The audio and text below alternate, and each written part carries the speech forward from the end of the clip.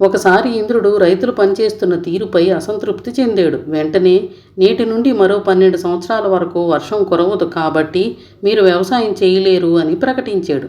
రైతులంతా కలిసి ఇంద్రుణ్ణి వేడుకోగా అప్పుడు ఇంద్రుడు సరే, పరమశివుడు ఎప్పుడు డమరకం వాయిస్తే అప్పుడు వర్షం కురుస్తుంది అని వరమిచ్చినట్టే ఇచ్చి వచ్చే 12 సంవత్సరాల పాటు డమరకం వాయించవద్దని రహస్యంగా శివునికి చెప్పాడు.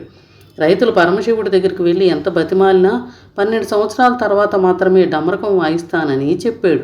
రైతులు ఏం చేయాలో తెలియక 12 సంవత్సరాలు గడవడం కోసం వేచి చూడసాగారు.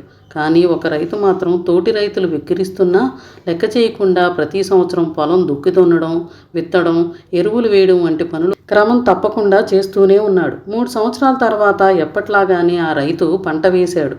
మిగిలిన వారందరూ కలిసి వెళ్ళి వర్షం పడదని తెలిసినా కూడా ఎందుకు సమయం మరియు శ్రమ వృధా చేస్తున్నాము అని అడగ్గా, దానికి ఆ రైతు వర్షం లేకుంటే పంట పండదు అని నాకు తెలుసు, కానీ తీరా 12 సంవత్సరాల తర్వాత వర్షం కురిసినా అప్పటికి వ్యవసాయం పనులు మర్చిపోకుండా ఉండేందుకే ఈ పనులు చేస్తున్నాను అని చెప్పాడు.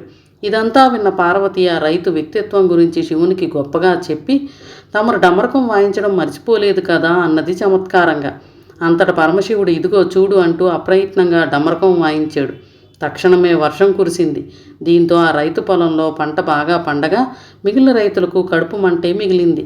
కానీ మనం ఏ వృత్తి చేస్తున్నా, వ్యాపారం చేస్తున్నా దానికి సంబంధించిన విషయాలలో నైపుణ్యాన్ని మరియు జ్ఞానాన్ని పెంచుకునేందుకు నిరంతరం ప్రయత్నం చేయాలి.